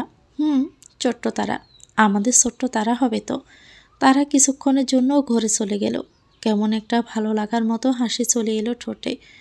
খুব কি খারাপ হবে যদি ওরও একটা বেবি থাকে, ওকে মা বলে ডাকে? ওর খুব ইচ্ছে করছে ডাকটা শোনার। ইস, কতই না মধুর সেই ডাক। সমুদ্রের কথায় ভাবনায় সেদ পড়ল তারার। সমুদ্র হালকা হেসে বলল, তুমি এখনো প্রস্তুত নও। আচ্ছা বাদ দাও, আমি নিচ থেকে আসছি। তারা মাথা নাড়ালো। সমুদ্র তারার মাথায় হাত বুলিয়ে নিচে চলে গেল। তারাও মুচকি হেসে আবারও বাচ্চাদের চিন্তায় মশগুল হয়ে পড়ল। আলমারির কাপড়গুলো গুছাতে গিয়ে হঠাৎ একটা প্যাকেট পেল তারা। অবাক হয়ে তাকিয়ে রইল প্যাকেটটার দিকে। অস্পষ্ট স্বরে মুখ থেকে বেরিয়ে এলো, শাড়ির প্যাকেট। সোফায় বসে টিভি দেখছিল সমুদ্র। শান্ত আহমেদ ঘরে ঘুমিয়ে পড়েছেন। একটু অসুস্থ থাকায় ডক্টর তাকে তাড়াতাড়ি ঘুমাতে বলেছেন। আজ জেসি বাসায় ফিরেছে অনেক আগেই। সমুদ্রের সাথে দেখা করে নিজের রুমে পড়তে ব্যস্ত। সমুদ্র জেসির বিষয়টা নিয়ে কোনো প্রশ্ন করেনি। তারা যখন বলেছে ভালো, তবে ভালোই। কথাগুলো ভাবছিল আর টিভির চ্যানেল গোলাচ্ছিল সমুদ্র। রাত তখন 10টা। হঠাৎ কেউ সমুদ্রের পাশে এসে বসল। সমুদ্র ভাবল এটা তারা হয়তো, তাই চ্যানেলের দিকে চোখ রেখে বলল, তারা, মাথা ব্যথা করছে। কথাটা বলে চুপ করে বসে রইল সমুদ্র। এখনই হয়তো তারা বলবে, তাহলে কেন টিভি দেখছেন? মাথা ব্যথা বাড়াতে? চলুন ঘুমাবেন। নয়তো মাথায় হাত বুলিয়ে দিয়ে বলবো, রাত জাগলে তো মাথা ব্যথা করবেই, ঘুমাবেন চলেন। কিন্তু এমন কোনো জবাবে এলো না। অবাক হলো সমুদ্র। টিভি থেকে চোখ সরিয়ে পাশে তাকাতে রাজকে দেখতে পেল। চোখ মুখ শক্ত হয়ে গেল তার। একটু দূরে বসে বলল, তুই এখানে? রাজ আস্তে করে বলল, কেন বসতে পারি না? সমুদ্র কিছু বলল না। টিভি অফ করে উঠে যেতে নিতেই হাতটা ধরে ফেলল রাজ। অসহায় গলায় বলল, তোর সাথে আমার কিছু কথা আছে। আর শোনার ইচ্ছে বা সময় কোনোটাই নেই। তুই আমার ছোট ভাই সমুদ্র, আমাকে একটু হলেও সম্মান করিস, সেটা আমি জানি। এই সম্মানের দোহাই লাগে, একটু শুন। সমুদ্র দাঁড়িয়ে পড়ল। অন্যদিকে তাকিয়ে বিরক্তি নিয়ে বলল, বলো কি বলবে। রাজ দীর্ঘশ্বাস ফেলে বলতে শুরু করলো, আসলে তুই তো জানিস যে আমি গ্রাম পছন্দ করতাম না। আমার পুরনো জিনিসে অ্যালার্জি বলতে পারিস। আমি আনস্মার্ট জিনিস কখনোই পছন্দ করি না। এসব বন্ধুদের মাঝে থেকে হয়ে গিয়েছিল। ওরাই বলতো আমায় স্মার্ট হও, আনস্মার্ট জিনিসগুলোকে বাহিরে সরে মার। তো এসব মেনেই আমি কেমন যেন হয়ে গিয়েছিলাম, বকে গিয়েছিলাম। তাই একজন গ্রামের মেয়ের সাথে বিয়েটা মেনে নিতে পারছিলাম না। তবুও আমার বাবার ওপর ভরসা ছিল, তাই আমি বিয়েতে রাজি হই। কিন্তু হঠাৎ আমার এক বন্ধু আমাকে কল করে পালানোর বুদ্ধি দেয়। আর আরও অনেক কথা বলতে থাকে যে আমি এই মেয়েকে বিয়ে করলে ক্লাবে ডিস্কে যেতে পারবো না, সবাই আমাকে নিয়ে মজা নেবে, এভাবে কথা জালে ফাঁসিয়ে নেয়। তাই আমি ওই দিন পালিয়ে গিয়েছিলাম, নয়তো যেতাম না ভাই। সমুদ্র রাজের দিকে একবার তাকিয়ে বলল, এজন্যই দেখে শুনে বন্ধু বানাতে হয়। ও যদি তোর ভালো চাইতো তবে তোকে বাবার কথা মানতে বলতো, কিন্তু না, ও তোকে পালাতে বলেছিল। হ্যাঁ সেটাই। পরে ওর কথা মতো লন্ডনে গিয়ে ওকে আর পাইনি আমি। হাতে যা টাকা ছিল তাই দিয়ে একটা বাড়িতে ভাড়া থাকতাম। ওখানের ক্লাবে একটা মেয়ের সাথে পরিচয় হয়, আর ও আমাকে পছন্দ করতে লাগে। ও বাংলাদেশেরই ছিল এবং ও আমাকে বিয়ে করার প্রস্তাব দেয়। আমিও রাজি হয়ে যাই, কারণ আমার কাছে তখন টাকা পয়সা ছিল না। ও আমাকে সাহায্য করতে পারতো, তাই আমিও রাজি হয়ে যাই। আর ওর সাথে এতদিন লিভ টুগেদারে ছিলাম। আজ ওকে এটা বলে এসেছি যে আমি বাসা থেকে পারমিশন নিতে আসছি ওকে বিয়ে করার জন্য। সমুদ্রের মনটা একটু গলল, নরম গলায় বলল, তো আমার কাছে কি চাস? কিছু না, শুধু ক্ষমা চাইব। আমাকে মাফ করে দে ভাই। আমি তারার রূপ দেখে ওকে আবারও পাওয়ার মতো কথাটা বলে ফেলেছি। আমার উচিত হয়নি, কারণ ও আমার ছোট ভাইয়ের বউ। তারার কাছেও আমি ক্ষমা চাইব আগামীকাল। আচ্ছা ঠিক আছে। রাজ আবার কেঁদেই দিল। সমুদ্রের হাত ধরে বলতে লাগলো, আমি খুব সরি রে ভাই, তোকে খুব কষ্ট দিয়েছি। তারাকে কতগুলো কথা শোনালাম বাগানে ওর রূপ নিয়ে। আসলেই তুই এত সুন্দর একজনকে পেয়ে গেলি, আর আমি পেয়েও হারালাম। বিষয়টা মানতে পারছিলাম না। ছোটবেলা থেকে সব কাজে সহজে পেয়ে আমি বখাটে হয়ে গেছি রে, আমাকে মাফ করে দিস। সমুদ্রের চোখেও পানি চলে আসলো। মানছি রাজ ভুল করেছে, কিন্তু ওর ভুলের জন্য মাপও তো চেয়েছে। আর রাজের চোখে স্পষ্ট অপরাধবোধ দেখতে পারছে সমুদ্র। সমুদ্র রাজকে জড়িয়ে ধরে বলল, আমিও সরি ভাই, তোকে অনেক কথা শুনিয়েছি, আমাকেও ক্ষমা করে দে। আর তোর জন্যই আমি তারাকে পেলাম। তুই না পালালে কি পেতাম বলতো? তার জন্য তোকে ধন্যবাদ। রাজ মুচকি হাসল। সমুদ্রের কাঁধে হাত রেখে বলল, সবসময় সুখে থাক। সমুদ্র মুচকি হেসে বলল, এখন থেকে আমরা সবাই একসাথে থাকবো ভাই। না। কেন? কারণ আমি পরশু লন্ডন ব্যাক করছি। কিন্তু কেন? কারণ এখানে এসে আমি উপলব্ধি করেছি যে আমি লীনাকে ভালোবেসে ফেলেছি। 3 বছর একসাথে ছিলাম তো দুজনেই, তাই ওকেই বিয়ে করব। আগামীকাল বাবা থেকে ক্ষমা চেয়ে পারমিশনটা নিব। সমুদ্র হালকা হেসে সায় দিল, তারপর বলল, আমি লীনার সাথে কথা বলবো, ওকে বাংলাদেশে আনার ব্যবস্থা করব। দরজা খুলে রুমে প্রবেশ করতে একটা মিষ্টি গন্ধ এসে লাগলো সমুদ্রের নাকে। চোখ বন্ধ করে গন্ধটা নিল সমুদ্র। তারপর আস্তে আস্তে চোখ খুলতেই দেখতে পেল সারা ঘরে মোমবাতি দিয়ে সাজানো, আর অন্ধকার। সমুদ্র কিছুটা অবাক হলো। লোডশেডিং তো হয়নি, কে সাজালো এমন করে? অবশ্য সুন্দর হয়েছে, কিন্তু সাজালোটা কে? এত ভাবনার মাঝে হঠাৎ একটা ভাবনা এলো যে তারা কোথায়। কথাটা ভেবে সমুদ্র ঘরে ঢুকে দরজা লাগিয়ে দিল। তারপর এক পা করে এগিয়ে গেল ওয়াশরুমের দিকে। ওখানেও নেই। সারা ঘর খুঁজেও না পেয়ে বারান্দায় চলে গেল সমুদ্র। সাথে সাথেই একটা ধাক্কা খেলো যেন। বুকের ভিতরটা কেমন করে উঠল। অস্পষ্ট স্বরে বলে উঠল, ইস, এই মেয়ে তো দেখছি আমাকে বাঁচতেই দিবে না। তারা অন্ধকার বারান্দায় দোলনায় বসে আছে। সামনে থাকা দুপাশে দুটি টি টেবিলে মোমবাতি জ্বালানো, আর তারার হাতে রয়েছে একটা মোমবাতি, যা দিয়ে সে লাস্ট মোমবাতিগুলো জ্বালাচ্ছে। সমুদ্রের আসার সংকেত পেয়ে তারা মুচকি হেসে মোমবাতির দিকে তাকিয়ে বলল, আসুন না সমুদ্র। সমুদ্র কেঁপে উঠল। তারার দিকে এগোতে এগোতে বলল, এসব কি তারা? তারা লাজুক হাসলো, কিছু বলল না। সমুদ্র তারার সামনেই হাঁটু গেড়ে বসে পড়ল। মোমবাতির আলোতে তারার মুখটা উজ্জ্বল হয়ে গেল। সমুদ্র ডোক গেল। এরূপ সে সামলাবে কি করে? তারা লাস্ট মোমবাতিটা জ্বালিয়ে শেষ করে বলল, সারপ্রাইজ দিলাম, কেমন লাগলো? সমুদ্র অবাক হয়ে তারার দিকে তাকিয়ে রইল। তারা মোমবাতিটা রেখে দিল। সমুদ্রের দিকে তাকিয়ে মিষ্টি হাসল। বুকে এসে লাগলো যেন সমুদ্রের। তারা হেসে বলল, শাড়িটা আমার পছন্দ হয়েছে। সমুদ্র এবার শাড়িটার দিকে তাকালো।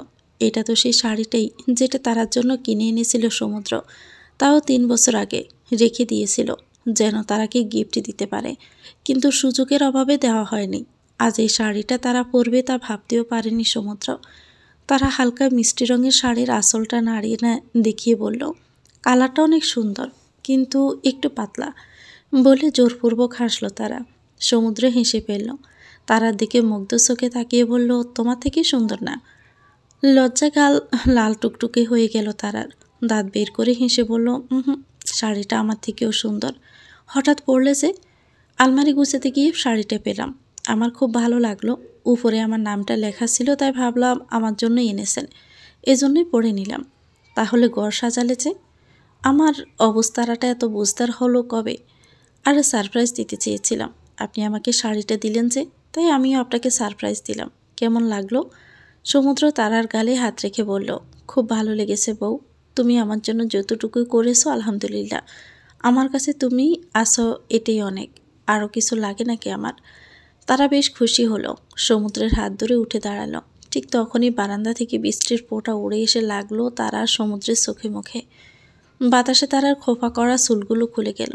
সমুদ্র মুখে উড়ে আসতে লাগলো চুলগুলো, ছুঁয়ে দিতে লাগলো সমুদ্রের মুখটাকে। সমুদ্রে এগিয়ে গিয়ে তারা চোখে নাক ডুবিয়ে গন্ধ নিতে লাগলো। কেঁপে উঠল তারা, চোখ বন্ধ করে ফেলল। সমুদ্র ঘ্রাণ নিতে নিতে বলল, তুমি কি জানো কতদিনের লোভ আমার তোমার এই এলো কেসে? তারা কিছু বলছে না। সমুদ্রের নাক চুল ভেদ করে তারার কোমল ঘাড়ে গিয়ে ঠেকল। শরীর ঝাঁকুনি দিয়ে উঠল। তারা দু হাতে দুপাশে শাড়ি আঁকড়ে ধরল। তারা ঘাড়ে সমুদ্রের নাক ঢেকিয়ে বলল, তুমি যখন গোসল সেরে চুলগুলো এক পাশে নিয়ে ঝাড়তে থাকো, তখন অদ্ভুত এক স্নিগ্ধতা কাজ করে তোমার মাঝে। তোমার চুলের লুকানো ঘ্রাণটা বেরিয়ে আসে, সাদা গাঁটা স্পর্শ হয়, মনে হয় নিজেকে সেখানেই সঁপে দেই, তোমার মায়ায় হারিয়ে যাই। তারা চুপচাপ সমুদ্রের কথাগুলো শুনছে। সমুদ্র এবার একটা হাত নিয়ে তারা রুদর স্পর্শ করলো। তারা শাড়িটা আর একটু চেপে ধরল। সমুদ্র গোড় লাগায় গলায় বলল, আমাকে এভাবে পাগল না করলে হতো না? সমুদ্র কিছু না বলে তারাকে নিজের দিকে ঘোরালো। তারা গোল গোল চোখ করে সমুদ্রের দিকে তাকিয়ে রইল। সমুদ্র তারা চুলগুলো সামনে আনলো, হাত বলিয়ে অসহায় গলায় বলল, তোমার চুলগুলো কি আজও আটকে রাখবে? দেখো না, আমার কাছে আসতে চাইছে। তারা অবাক হয়ে গেল। নিজের অজান্তে বলল, না না, রাখবো না। সমুদ্র হেসে তারা চুলগুলোতে হাত বোলাতে লাগলো। চুলের পিছনে হাত দিয়ে গাড়ে রাখলো। তারা ঠোঁটজোড়া উঁচু করে গভীর চুম্বন করলো। চোখ আপনা আপনি বন্ধ হয়ে গেল তারার। নতুন এক অনুভূতি। সমুদ্র পরপর 3টে চুমু খেয়ে তারা হৃদর জোড়া আঁকড়ে ধরল। কিছুক্ষণ পর তারা হৃদর জোড়া ছেড়ে দিল সমুদ্র। কপালে কপাল ঠেকিয়ে চোখ বন্ধ করে ফেলল। তারাও জোরে জোরে শ্বাস নিচ্ছে। সমুদ্র চোখ বন্ধ করেই বলল, তুমি কি জানো কতদিনের লোভ আমার তোমার এই ঠোঁট জোড়ায়? কতটা লোভ লাগে এটাকে দেখলে। বিশেষ করে যখন তুমি বক বক করো, তখন মনে হয় কামড়ে কুমড়ে খেয়ে ফেলি। লজ্জায় গাল লাল হতে শুরু করলো তারার। কান গরম হয়ে যাচ্ছে। সমুদ্র তারার গালে হাত দিয়ে বলল, আর এই লাল লাল নরম গালগুলো মনে হয় টানতেই থাকি। বলে তারার গাল টেনে দিল সমুদ্র। তারা লজ্জায় মাথা নামিয়ে ফেলল। সমুদ্র মুচকি হেসে বলল, যখন লজ্জা পাও তখন এই গালগুলো আরও লাল টুকটুকে হয়ে যায়, তখন মন চাই খেয়ে ফেলি। তারা দুহাত দিয়ে মুখ ডেকে ফেলল। নিঃশব্দে হাসল সমুদ্র। তারপর বলল, হাতটা সরাও দেখি, দেখি আমার লাল টুকটুকে আদরিনীকে কেমন লাগছে। তারা হাতের পিছন থেকে নাবোধক মাথা নাড়ল। সমুদ্র বাঁকা হেসে নিজের থেকে তারার হাতটা সরিয়ে দিল। তারা চোখ বন্ধ করে আছে। সমুদ্র নিচে হাঁটু গেড়ে বসে পড়ল। তারার হাত ধরে বলল, যতদিন তুমি আমার জীবনে আসো, বেঁচে থাকার জন্য অন্য কোনো কারণের দরকার নেই আমার। তুমি আমার জীবন, ভালোবাসা, আমার নিয়তি। আমি তোমার উজ্জ্বল সূর্য হতে চাই, আর তুমি আমার জকমকে তারা। তোমার আকাশের চাঁদও আমি হতে চাই। তোমার প্রত্যেকটি শ্বাস প্রশ্বাসে নিজেকে অনুভব করতে চাই আমি। তুমি অপরূপ সুন্দরী, তুলনাহীন ভালো মন তোমার। আমি রূপের প্রেমে পড়তেই পারতাম, তোমার রূপ প্রেমে পড়ার মতোই। তবে আমি প্রেমে পড়েছি তোমার মনের। তোমার মনের শুদ্ধতা আমাকে আষ্টে পিষ্টে বেঁধে চলেছে কেবল। তোমার প্রেমের শুদ্ধ অনলেই পড়তে চায় সারাটি জীবন। সুযোগ দিও মনের ঘরের বাসিন্দা হতে, মন সুন্দরী। ভালোবাসা বলতে আমি জানি এক ধরনের আকর্ষণ, যাকে সে নিজের সুখে দুঃখে কাছে রাখতে চাই। আমি যখন এমন কাউকে ভাবি, শুধু তোমার ছবিটাই বেশি ওঠে হৃদয় গভীরে। রোজ রাতে ঘুম ভেঙে যায়, তোমার মুখটা বেশি ওঠে চোখের আঙিনায়। মন জোড়ে এসে বাঁধো তুমি অপরূপা সুন্দরী দেবী হয়ে। এক একটা দিন যায় আমি তোমার দিকে পতিত হই একটু একটু করে। তোমার মাঝে হারিয়ে ফেলছি নিজেকে।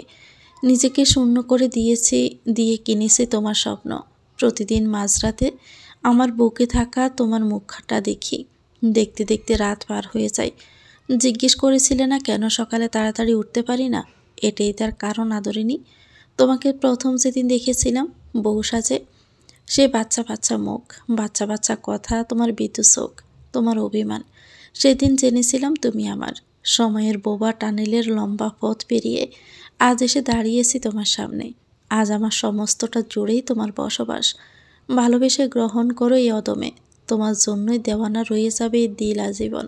বলো আদরিনী, আজ তোমার মাঝে হারিয়ে যাওয়ার অধিকার কি দিবে আমাকে? বলো আদরিনী, বলো। তারা চোখ থেকে দুফোঁটা পানি গড়িয়ে পড়ল। মুচকি হেসে সায় দিল সমুদ্রের কথায়। হাতে হাত রেখে বলল, ভালোবাসার সঙ্গে আমার জানা নেই। যদি কাউকে দেখার জন্য বারবার মন আনসান করার নাম ভালোবাসা হয়, তবে আমি আপনাকে ভালোবাসি। যদি শয়নের স্বপ্নে তাকে নিয়েই হৃদয় মাঝে ছবি আঁকানোর নাম ভালোবাসা হয়, তবে আমি আপনাকেই ভালোবাসি। যদি অনুমতি দিন, সারা জীবন ভালোবাসতে চাই। এই পৃথিবীতে কেউই অসুন্দর নয়। সৌন্দর্য মানুষের চোখে লুকিয়ে থাকে। আর যখন কারো চোখে আপনি সুন্দর হবেন, তখন আপনিও বুঝবেন যে আপনিও সুন্দর। রাজার যেমন রাজ্য আছে, আমার আছেন আপনি। আপনি সাথে থাকলে নিজেকে সেফ মনে হয়। অন্য কারো বুকে নিজেকে এত সেফ লাগে না, যতটা আপনার বুকে লাগে। আপনার বুকে শুয়ে এক অজানা প্রশান্তি পাই আমি। আপনাকে ছাড়া থাকা আমার পক্ষে অসম্ভব। প্লিজ সবসময় আমার সাথে থাকবেন, ভালোবাসবেন। বলে সমুদ্রের বুকে ঝাঁপিয়ে পড়ল তারা। সমুদ্র তার উত্তর পেয়ে গেছে। মুচকি হেসে তারাকে কোলে তুলে নিয়ে বিছানায় শুইয়ে দিল সে। তারা কিছু না বলে সমুদ্রের স্পর্শগুলো অনুভব করছে। সমুদ্রের ডাকে সাড়া দিচ্ছে। সমুদ্র আঁচল সরিয়ে বুকে মুখ গুজতে কেঁপে উঠল তারা। চোখ খিচে বন্ধ করে নিল।